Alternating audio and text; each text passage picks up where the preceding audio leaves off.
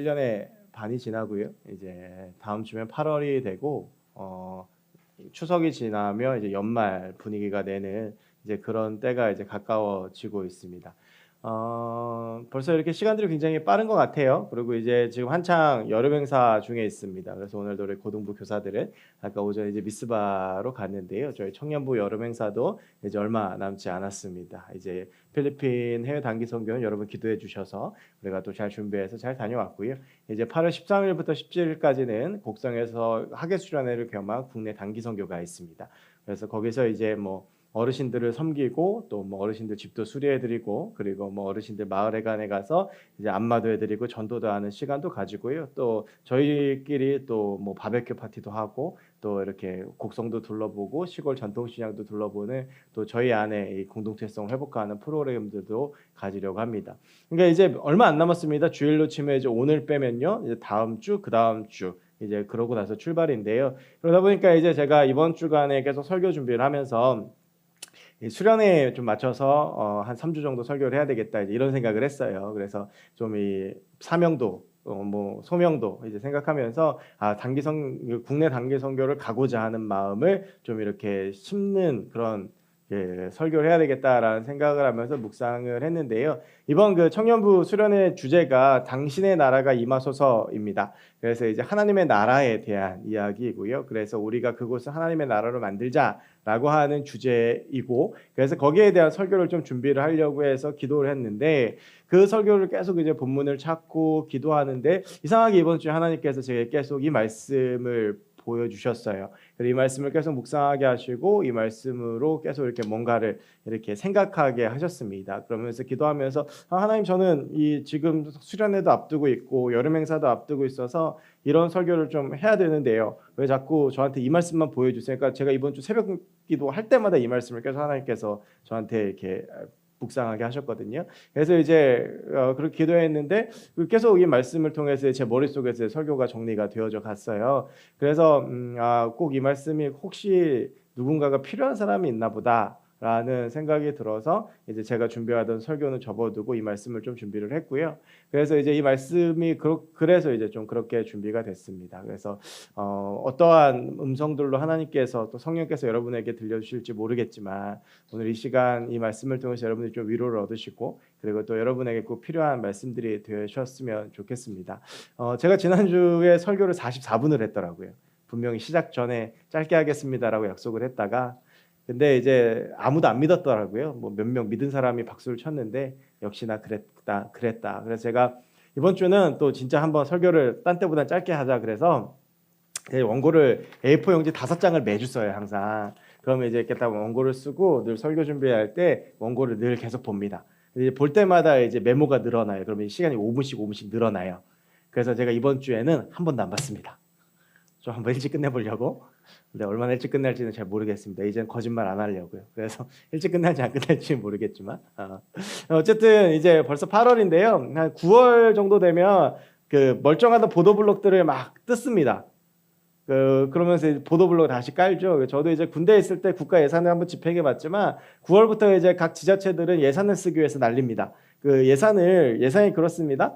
예산이 어느 정도 딱 나왔는데 그 예산을 아껴서 2월 시키면 좋을 것 같은데 그 아껴서 이 환입한 만큼이 이제 삭감되는 게 보통의 공동체 구조예요. 그러다 보니까 이제 국가에서도 우리 지자체에 떨어진 예산을 깎이면 안 되니까 멀쩡한 보도블록 뜯는 겁니다. 근데 이제 그렇다고 엄한데 예산을 쓸 수는 없으니까 어떠한 계산을 하겠습니까? 좀 예산을 써서 사람들한테 좀 뭐 인기를 얻을 수 있는 곳, 그리고 좀 뭔가 티가 나는 거. 그러니까 맨날 보도블록 뜯는 거예요. 사람들 맨날 왔다 갔다 하니까 티가 나잖아요.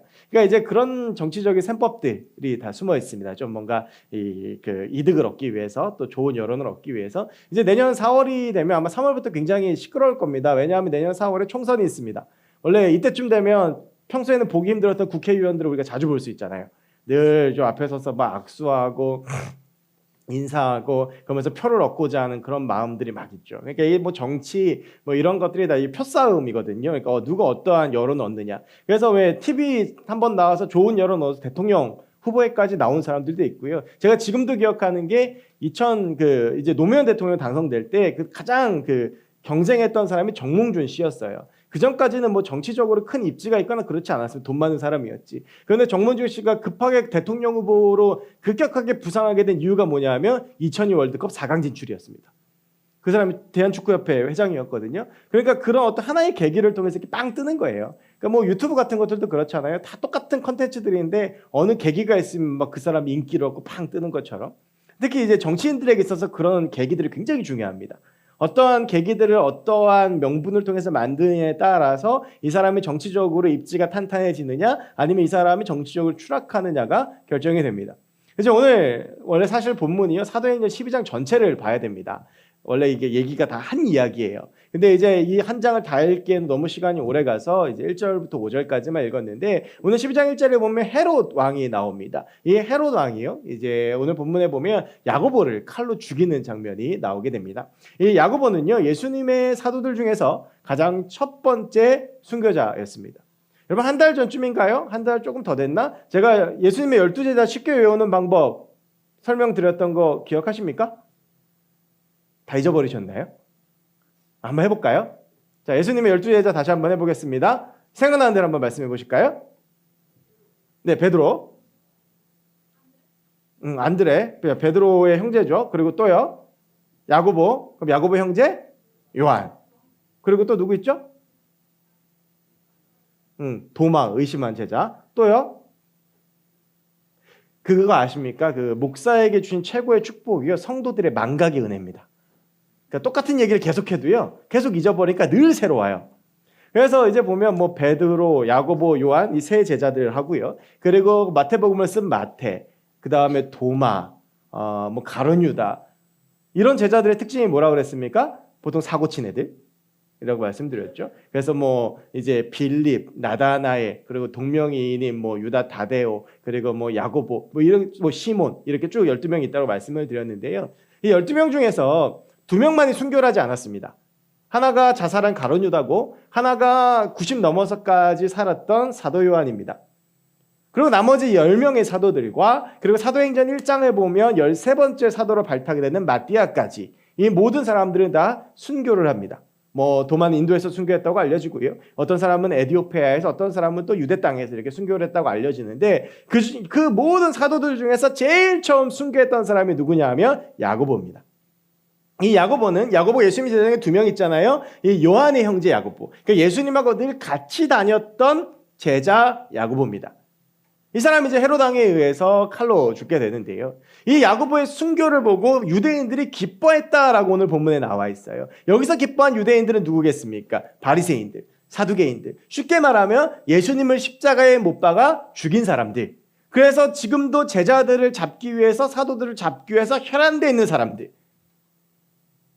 이 사람들이 예수님의 제자 중에서도 입지가 탄탄했던 야고보가 죽는 것을 보면서 굉장히 기뻐했어요. 그러니까 헤롯이 그걸 보고 어떠한 생각이 들었냐 하면 이걸 통해서 내가 유대인들의 환심을 얻을 수 있겠구나라고 생각을 한 거예요. 내 정치적인 입지가 더 탄탄해지겠다. 여러분 그 당시에 전 유럽 그리고 유럽을 넘어서 아프리카까지를 통치했던 나라가 로마 제국이었습니다. 근데 여러분 유럽 땅 그러면 굉장히 넓죠. 근데 그 넓은 나라 그 영토들을 어떻게 황제가 다 다스릴 수 있었겠어요? 그래서 로마에서 가지고 있었던 정치제도 중에 분봉왕이라는 게 있습니다. 즉 뭐냐 하면 예를 들면 이스라엘 땅에는 로마의 속국이긴 하지만 왕이 존재했어요. 그 왕이 누굽니까? 헤롯이었습니다.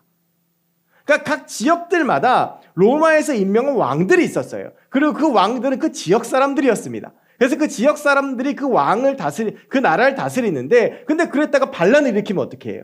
그래서 로마에서는 그 왕과 그 정부와 사람들을 그 관리 감독하고 감시할 수 있는 직책을 가진 사람들을 파견했는데 그게 누구냐면 총독이었어요.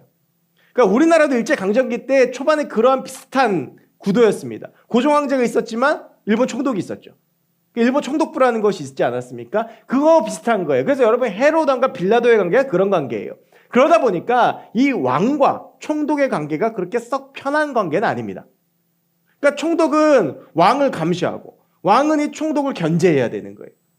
근데 이제 이 왕이나 총독이나 둘이 가장 무서운 게 뭐냐면 반란이에요. 반란이 일어나서 이 나라에 뭔가 문제가 생기면 왕이든 총독이든 갈리는 거예요. 그러니까 사람들의 말에 민감할 수밖에 없고 이 둘은 정적이 될 수밖에 없어요. 그러니까 총독은 어떻게든 왕의 허점을 찾아내야 되는 거고 왕은 어떻게든 총독의 허점을 찾아내야 되는 거예요. 이게 헤롯과 총독의 관계였어요. 그러니까 헤롯의 입장에서는 유대인들의 지지를 많이 받아야 본인의 입지가 탄탄한 거예요. 그래서 예수님 죽인 거예요. 죄가 없는 거 알면서도 헤롯 왕이 예수님을 죽이고자 했고, 그리고 나서 빌라도도 예수님이 죄가 없는 것을 알면서도 예수님을 죽이고자 했던 것이 유대인들이 들고 일어나서 반란을 일으키고 바리새인들과 사두개인들이 막 반란을 일으키면 자신들의 정치적인 입지가 흔들리는 거예요. 그러니까 정치적으로 뭔가 탄탄한 입지를 가져야 되니까 그게 여론이잖아요. 그래서 예수님도 죽이고 사도들도 잡아 죽이려고 했던 거예요. 그러던 중에 헤롯이 야고보를 죽였는데 유대인들이 너무 좋아하는 거예요. 그때 헤롯의 정치적인 머리가 굉장히 빨리 돌아가기 시작을 합니다. 야고보가 그 당시에 사도들 중에서 차지했던 위치가 두 번째입니다. 늘 순서가 어떠냐 하면 베드로, 야고보, 요한입니다. 그러니까 헬라는 중요한 것부터 앞에 쓰는 습성이 있어요. 헬라 문화가. 그러니까 베드로가 누가 보더라도 가장 먼저 되는 사도였던 거예요.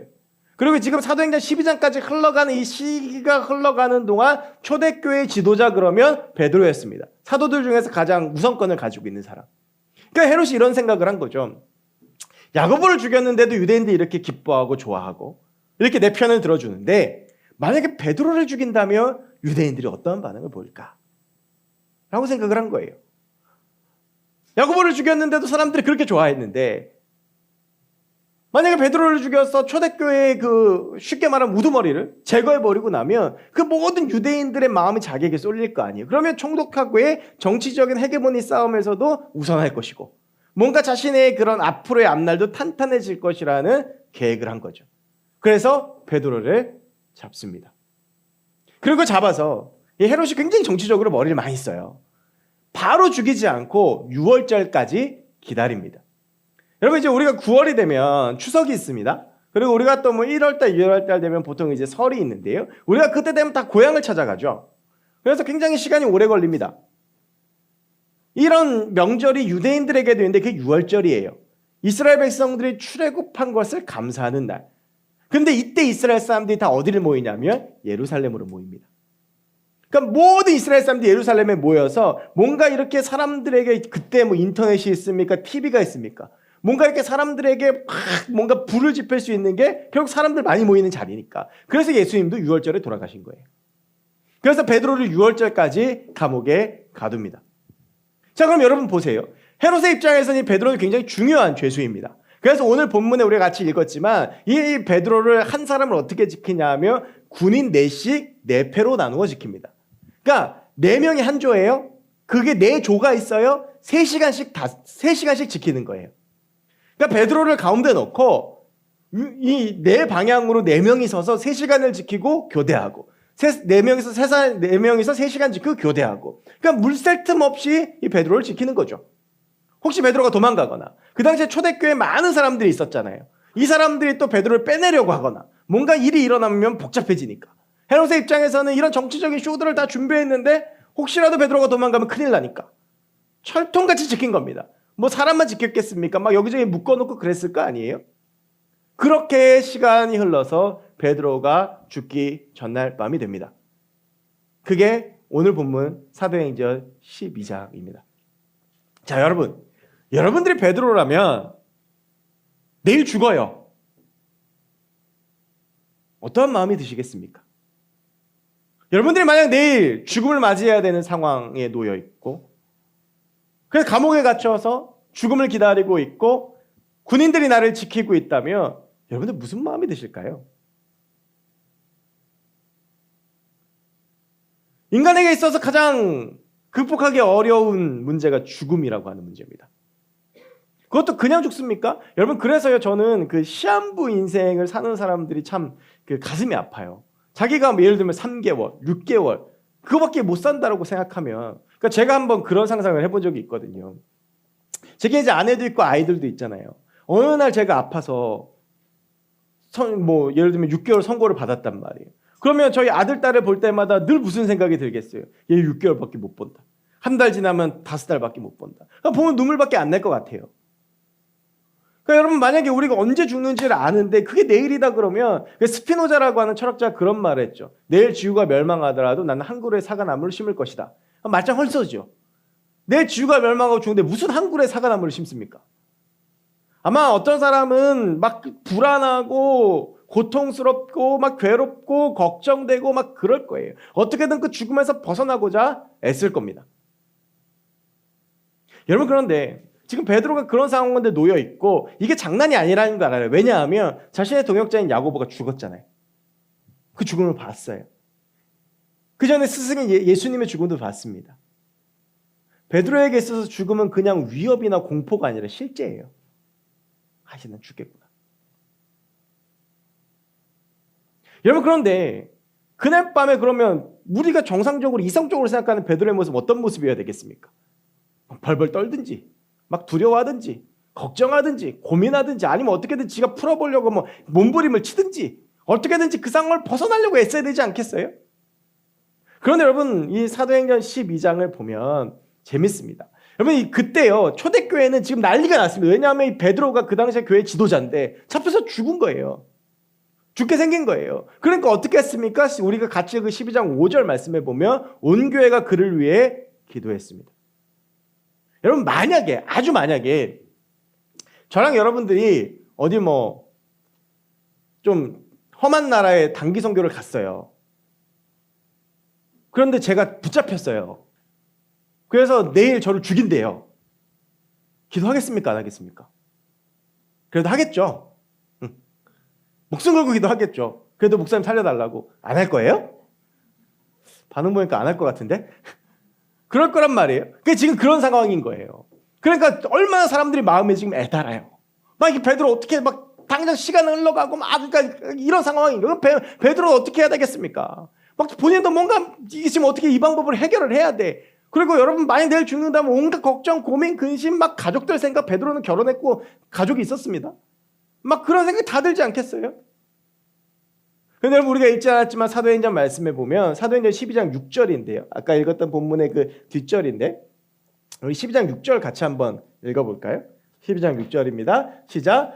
헤롯이 잡아내려고 하는 그 전날 밤에 베드로가 두 군인 틈에서 두 쇠사슬에 매어 누워 자는데 파수꾼들이 문 밖에서 옥을 지키더니 여러분 이 말씀에서 우리가 집중해야 되는 말씀이 뭐냐면 누워 잤다라는 겁니다. 존 게 아니에요. 내일 죽는데 지금 베드로가 뭐 하고 있습니까? 누워서 잡니다. 어느 정도였는지 아세요? 그 다음 말씀 7절부터 말씀을 읽어보면 이래요. 그냥 제가 설명드릴게요. 천사가 딱 나타났어요. 그러니까 어때요? 광채가 확 비춘 거예요. 안 일어나요. 그래서 천사가 황당해서 옆구리를 칩니다. 일어나라고. 그래서 일어납니다. 그리고 천사가 따라와 그랬더니 비몽사몽간에 따라가는데 말씀해 보면 이렇게 되어 있습니다. 베드로가 꿈인지 생신지 알지 못했다. 잠이 들 깬 거예요. 그러니까 이게 뭐냐 하면 굉장히 딥슬립한 겁니다. 내일 죽는데. 그럼 이게 이해가 되십니까? 내일 죽을 수밖에 없는 상황이고 진짜 죽음이 날 기다리고 있고 그냥 죽일 것도 아니고 사람들 앞에서 나를 정말 참혹하게 죽일 것인데 나는 누워서 자요. 여러분 최고의 다이어트가 뭡니까? 최고의 다이어트. 마음고생입니다. 마음고생만큼 효과가 확실한 다이어트가 없어요. 제가 번동제일교회 오기 전에 조금 힘들 때 그 5월 한 달 동안 거의 7, 8kg가 빠졌었습니다. 그러니까 뭐 잠도 잘 안 오고 밥도 잘 안 먹혀요. 좋아했어요. 근데 여기 오자마자 한 달 만에 다시 10kg가 쪘어요. 7을 주고 10을 얻었습니다. 그래서 우리 집사람께서 마음고생을 좀 해야 되겠다고 계속 말씀하고 계시는데 어쨌든 그래요. 여러분 우리가 뭔가 어려운 일 있고 힘든 일이 있으면 누구나 다 그래요. 어떻게 잠을 자요? 오늘 휴가 나온 지체들이 좀 있는데 제가 이제 군대에서 있을 때 가끔 이렇게 면담을 하거나 그래 보면 세상에서 별것 아닌 문제가 군대에서는 힘들어요. 특히 정말로 여자친구 헤어졌다고 죽겠다는 애들이 있습니다. 고마워요. 여자친구하고 헤어졌다고 아스피린 100알 먹고 전화 온 애도 있고 그러니까 그게 그만큼 힘든 거예요. 뭐 잠도 안 오고 그래요. 여러분, 근데 베드로는 잡니다. 근데 여러분, 이거를 이렇게 생각해 보세요. 그러면 베드로가 안 잔다고 뭔가 달라질 게 있습니까? 베드로가 할 수 있는 게 있습니까? 없어요. 베드로가 뭐 안 자고 걱정하고 고민한다고 뭐 풀려났겠습니까? 뭐가 뭐 방법이 있겠습니까? 뭐 답이 나오겠습니까? 안 나옵니다. 여러분, 근데 이게 정말 힘든 거예요. 베드로는 내 힘으로 아무것도 할 수 없음을 이미 알고 고백합니다. 그리고 하나님께 맡깁니다. 죽어도 하나님이 죽이시는 것이고, 혹시 살리신다면 그것도 주의 뜻이고. 여러분, 이게 믿음입니다. 아마 여러분들이 이 자리에 오시기까지, 그리고 여러분들이 지난 일주일간을 살고 또 삶을 살아가면서 뭔가 내 힘으로 안 되는 수많은 문제들이 있습니다. 저를 지난주에 일주일 동안 가장 힘들게 했던 게 아이들입니다. 말을 너무 안 들어요. 와, 정말로 이번 주에는 뚜껑이 열릴 정도로 너무 말을 안 들어서 너무 혼냈더니 우리 예영이가 저한테 혼나고 울면서 엄마한테 가서 아빠가 다시 필리핀에 갔으면 좋겠다. 진짜예요. 그리고 예담이는 저한테 혼나더니 저한테 오더니 뭐라 그러는 줄 아세요? 난 아버지가 없어요. 우리 아버지는 필리핀 갔어요. 그러니까 애들이 어떻게 지금 날 보내려고. 너무 말을 안 들어. 와, 진짜 너무 힘들어요. 얘가 갑자기 신센터 나고 있는데 너무 힘들어요. 와, 근데 이게 내 힘으로 안 돼요. 좀 말을 들었으면 좋겠는데 안 들어요. 우리 예영이가 이제 내일 모레 그 암속 전국대회를 나가거든요. 그럼 연습을 해야 되잖아. 안 해. 오라 그래도 안 와. 하라 그래도 안 해. 자라 그러면 안 자. 먹으라 그러면 안 먹어. 들어오라 그러면 안 들어와. 너무 힘들어요. 근데 중요한 건 그 제 힘으로 안 돼요. 제가 그러다가 이 고민이 정말 심각해졌을 때가 목요일인데요. 중등부 기도라로 올라갔어요. 와, 나는 그렇게 말을 안 들을 줄 몰랐어요. 저는 중등부 교사들 존경합니다. 김정은이 대한민국에 못 쳐들어오는 이유, 대한민국 중이 때문에. 근데 그때 문득 제 안에 무슨 생각 드는 줄 아세요? 우리 애영이 중학생 되면 어떡하지? 진짜 말 안 듣겠다. 이게 오만 생각이 다 드는 거예요, 여러분. 근데 이게 내가 걱정한다고 돼요? 안 돼요. 자, 여러분들이 붙잡고 있는 걱정이라는 것들 한 번씩 꺼내보세요. 여러분 힘으로 안 됩니다. 여러분들이 문제라고 붙잡고 있는 것 내가 어떻게 해보려고 한번 해보세요. 됩니까? 안 됩니다. 여러분, 우리가 객관적인 눈으로 오늘 베드로의 상황을 봅시다. 풀려날 수 있는 방법이 없어요. 16명이 번갈아 가면서 지키고 온몸은 감옥의 가장 깊은 곳에 여러분 얼마나 헤롯의 주 관심사니까 얼마나 삼엄하게 경비를 했겠어요? 근데 거기서 베드로가 나 이거 어떻게 하지? 나 이거 어떻게 하면 풀려날 수 있지? 그리고 고민하고 걱정하고 밤에 잠도 못 자고 어떻게든 풀려나려고 애쓰고 하면 어리석지 않습니까? 자기 힘으로 안 되는 거잖아요. 여러분, 그 객관적인 시각을 우리한테도 한번 가져와 봅시다. 내가 문제라고 생각하는 거, 내가 걱정이라고 생각하는 거, 그게 왜 문제고 걱정이냐면 내 힘으로 안 되기 때문이에요.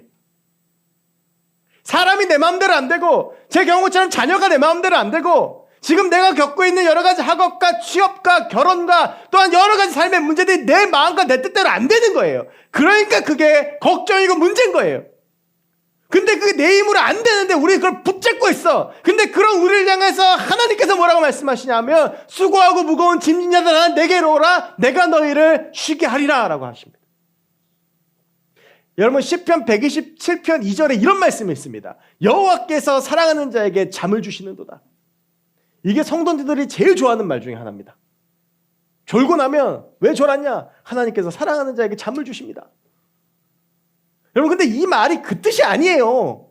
예배 시간에 조는 게 하나님께서 사랑하신다는 뜻이 아니고, 이 말의 시편 127편 1절 2절 말씀을 같이 보면 뭐냐 하면 1절에 이런 말이 있어요. 여호와께서 지키지 아니하시면 파수꾼의 경성함이 헛되다. 그러니까 아무리 지켜봐야 하나님께서 안 지켜주시면 파수꾼이 아무리 많이 썼어도 헛되다는 거예요. 파수꾼이 서 있는 게 중요한 게 아니라 하나님이 지켜주시기 때문에 내가 안심하고 잠을 잘 수 있다는 겁니다. 여러분, 빌립보서 4장 6절부터 7절에 제가 참 좋아하는 말씀인데요, 이런 말씀이 있습니다. 아무것도 염려하지 말고 다만 모든 일에 기도와 간구로 너희 구할 것을 감사함으로 하나님께 아뢰라. 여러분, 이 말씀에 놀라운 게 두 가지가 있는데, 하나는요, 이 말씀이 감옥에 갇혀있던 바울이 감옥 밖에 있는 빌립보 교인들에게 한 말이에요. 지금 이 바울도 죽음을 기다리고 있는 상황입니다. 근데 그 죽음을 기다리고 있는 바울이 감옥 밖에 있는 사람들한테 뭐라고 말을 하냐 하면, 아무것도 염려하지 마, 그러는. 지금 염려해야 될 사람 바울인데 바울은 염려가 없다는 거예요. 근데 그 염려가 없는 이유가 뭡니까? 다만 모든 일에 기도와 간구로 너희 구할 것을 감사함으로 하나님께 아뢰라 라고 이야기를 합니다. 얼마나 좋은 말씀입니까? 여러분, 그런데 이 7절에 그럼 하나님께서 어떻게 응답하실지가 나와요. 여러분, 우리 생각대로는 어떻습니까? 아무것도 염려하지 말고 다만 모든 일에 기도와 간구로 감사함을 하나님께 아뢰라. 그러면 하나님이 너희 기도에 응답해 주실 것이다. 네 기도대로 될 것이다 라는 말이 나와야 돼요. 그런데 7절에는 그렇게 말하고 있지 않습니다. 이어지는 7절은 이렇게 말을 합니다. 그리하면 너희가 아무것도 염려하지 않고 하나님께 기도하면 모든 지각에 뛰어난 하나님의 평강이 그리스도 예수 안에서 너희 마음과 생각을 지키시리라. 네 뜻대로 네가 기도한 대로 되지 않을 수도 있는데 그걸 뛰어넘으시는 모든 지각에 뛰어난 하나님의 평강이 너희 마음과 생각을 지키실 거야. 하나님이 일하실 거야 라고 하는 것입니다. 여러분, 무슨 걱정과 무슨 고민을 가지고 계십니까? 근데 그거 내 힘으로 안 되는 거 아시잖아요. 그거 붙잡고 있지 말고 그거 하나님께 내어놓으십시오. 그 문제 하나님께 드리십시오. 지금 내가 어떻게 할 수 없습니까? 그러면 그거 붙잡고 씨름하지 말고 그거를 모든 지각에 뛰어난 하나님께 맡기고 아뢰면 하나님이 일하십니다. 내 뜻과 내 생각과 내 마음대로 되는 것이 기적이 아니라 하나님이 내 삶 가운데 일하시는 것이 기적이고 나에게 축복인 것입니다. 여러분의 걱정과 문제들 저에게도 있습니다. 제가 말씀드렸잖아요. 저 목사지만 지난 일주일 동안 저희 아이들 때문에 얼마나 걱정했는지 모릅니다. 우리의 예영의 모난 성격, 얘가 친구가 잘 없어요. 그래서 제가 유년부 가서 봐도 친구 없을만 해요. 뭐 말만 하면 짜증이야. 지 엄마를 닮아가지고. 아니요, 절 닮았어요. 웃기려고 그러는데 안 웃기네. 그냥 뭔가 이렇게 짜증내고 막 그래요. 근데 이렇게 보면 너무 걱정돼. 근데 말한다고 안 들어. 얘 닮이요, 절 닮아서 말 더럽게 안 들어요. 어떤 줄 아세요? 손을 이렇게 올려놓잖아요. 야, 손 치워. 손 치워. 손 치워. 제가 말 안 할 때까지 끝까지 대고 있어요. 내 힘으로 안 돼. 근데 내가 앉아가지고 저걸 어떻게. 나만 손해예요. 여러분들이 지금 붙잡고 있는 문제들이 그런 것들이에요. 여러분들이 여러분 힘으로 할 수 있는 거면 애초에 고민도 안 합니다. 애초에 걱정도 안 합니다. 근데 여러분, 하나님이 살아계신 거 믿으시지 않습니까? 하나님이 여러분 사랑하시는 거 믿으시죠? 그러면 하나님이 우리를 위해 일하십니다. 그럼 그분께 맡기십시오. 그분 앞에 내려놓으십시오. 더 이상 불안해하고 걱정하고 고민하지 마십시오. 그때 하나님의 일이 시작되는 것입니다. 그런데 또 한 가지 재밌는 게 오늘 본문에 있습니다. 읽지 않았지만 뒤에 보면, 그래서 중요한 건 베드로가 이 풀림을 받았어요. 그러고 나서 베드로가 어딜 가냐 하면 마가의 집에 갑니다. 여러분이 마가의 집이 그 당시에는 그런 곳이에요. 아지트 주로 모이는 곳. 왜? 넓거든. 다락방에 몇 명 들어간다고요? 120명. 그러니까 사람들이 모여서 주로 어디서 모이냐면 마가의 다락방에서 모이는 거야. 그러니까 마가의 다락방에 모여서 기도하는 걸 베드로 다 아는 거예요. 그래서 마가의 다락방에 가요. 거기에 사람들이 있을 거니까. 그래서 문을 두들겨요. 근데 사람들이 어느 정도로 열심히 기도했냐 하면 베드로가 문 두드리는 소리도 못 들어요. 그래서 베드로가 계속 두들기니까 그때 로데라고 하는 작은 여자아이 하나가 그 소리를 듣습니다. 그리고 뛰어가가지고 물어봐요. 누구세요? 그랬더니 문 밖에서 들리는 소리가 뭐냐 하면 나는 베드로다. 그랬더니 로데가 어때요? 지금 베드로를 위해서 기도했는데 문 밖에 베드로가 와 있잖아요. 너무 기쁜 거야. 그러니까 너무 기뻐서 문도 안 열어주고 다시 뛰어 올라갔어요. 기도하는 사람들한테 아저씨 아줌마 베드로 선생님이 풀려났어요. 우리 기도가 응답됐어요. 여러분 이러면 이게 지금 얼마나 놀라운 일이에요. 아까 그 예를 다시 가지고 오면 우리가 어려운데 단기 선교를 가서 제가 어디 무장단체한테 붙잡혀 갔어. 여러분들이 막 기도를 했어요. 근데 내가 갑자기 살아서 돌아왔어. 기도하고 있는데 나 왔어. 얼마나 기쁜 일이에요. 지금 그런 상황이 벌어진 거잖아. 별로 안 기쁜 기쁜 거예요. 그러니까 이제 막 그랬는데 여러분 그럼 어때요? 사람들이 기뻐야 되잖아. 와 우리의 기도를 하나님이 응답하셨다. 우리의 기도대로 됐다라고 해야 되는데 사람들이 뭐라 그러냐 하면 야 너 미쳤어? 라고 해요. 그래서 로데가 이야기를 해요. 아니요 정말 베드로라니까요. 그러면 네가 그 천사의 음성을 들었겠지. 그러니까 뭐예요? 헛소리하지 말라는 거예요. 여러분 이 사람들 지금 모여서 뭐 하고 있었어요? 베드로를 위해서 기도했어요. 그래서 하나님께서 베드로를 풀어주셨네?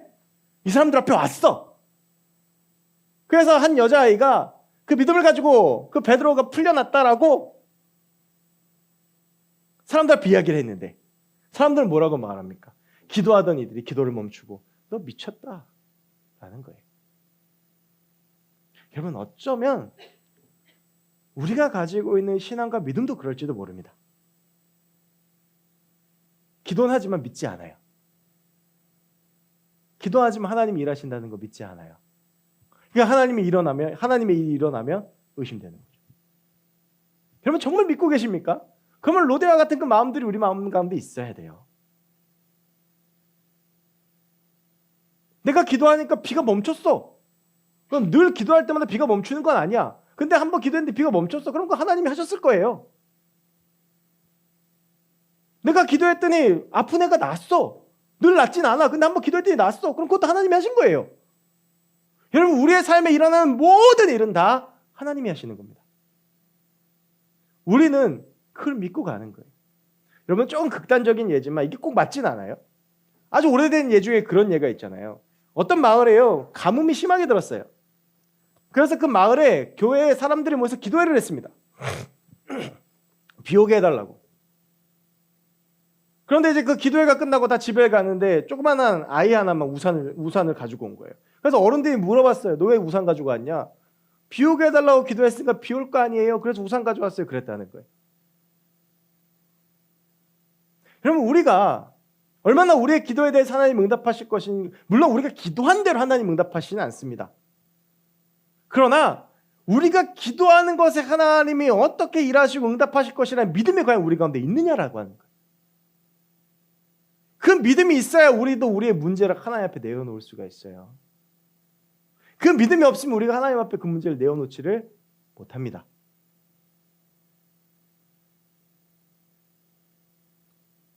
저희 예영이가 그림 그리기가 가끔 숙제가 있어요. 그러면 얘가 이게 그림을 그리다가 안 되면 엄마한테 이제 그려달라고 해요. 그럼 엄마가 그려주거든요. 근데 이제 한번 이제 엄마가 좀 바쁘고 그래서 제가 그려준다고 그랬더니 극구 부인을 하는 거예요. 안 한다고. 걔는 아는 거예요. 아빠는 그림을 되게 못 그린다. 근데 엄마는 잘 그린다. 그러니까 뭐 엄마는 믿어. 이걸 해줄 수 있을 거라고. 근데 아빠는 손대봐야 엉망인 걸 알아. 오히려 지가 그리는 게 나아. 그러니까 나한테는 안 맡겨. 자 여러분 우리가 과연 하나님에 대한 믿음이 어떠한가라고 하는 거예요.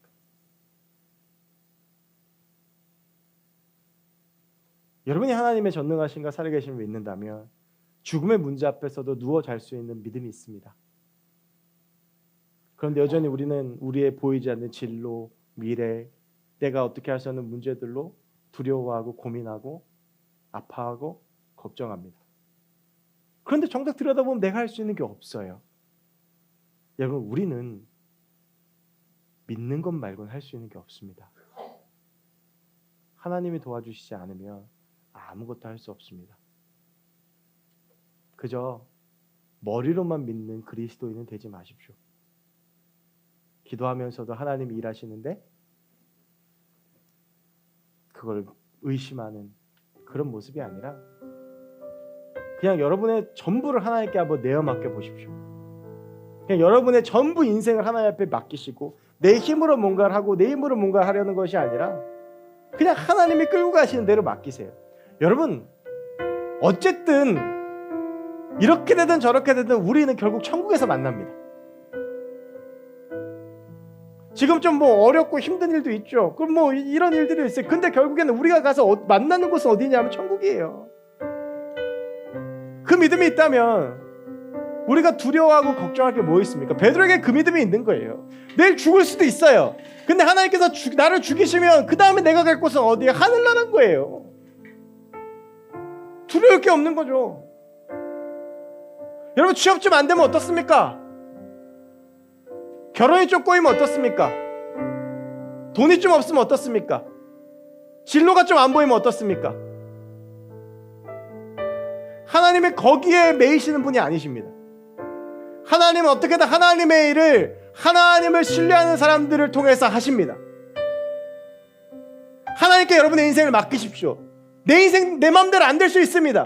그런데 중요한 건 무엇입니까? 우리 가운데 보장된 것 딱 하나, 결국에 우리는 천국에서 만납니다. 그 하나 믿음의 소망이 있다면 무엇이 우리를 쥐고 흔들 수 있겠습니까, 여러분? 지금 우리가 걱정이라고 문제라고 붙잡고 있는 그것들, 정말 그것이 지금 내 삶을 그렇게 쥐고 흔들 만큼 걱정이고 문제가 되는 것입니까? 남들보다 좀 느릴 수 있습니다. 남들보다 좀 모자랄 수 있습니다. 남들보다 좀 안 될 수 있습니다. 그러나 우리 하나님은 영원을 사시는 분이십니다. 지금은 내 인생에 내가 보기엔 이게 좀 모자라고 안 되고 막히고 다른 사람들과 비교하면 모자란 것처럼 보여도 하나님이 일하시면, 하나님의 뜻에 맡기면 하나님은 우리의 삶 가운데 모든 지각에 뛰어나신 그분이 하나님의 가장 선하고 놀라운 일을 하실 줄 믿습니다. 여러분, 우리 그 하나님께 우리를 맡기고